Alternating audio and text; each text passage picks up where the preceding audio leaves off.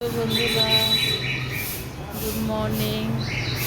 সকালে দোকানে এসে গেছি, দোকানের কাজ শুরু। আমি কি করি সারাদিন একটু একটু দেখাতে থাকি। ঠিক আছে বন্ধুরা, টাটা। জীবনে এখন সংসারের কাজ, দোকান আর ফেসবুক, এই আমার জীবনের কাজ। বেশি কিছু দেখাতে পারি না, তাই ভালো ভালো বন্ধু আছে আমার, সব তাদের সঙ্গে এসে তারা আমাকে লাইক তাদের জন্য টাটা বন্ধুরা। দেখতে থাকো। হয়ে গেছে পরোটা, সবজি, চা, কফি।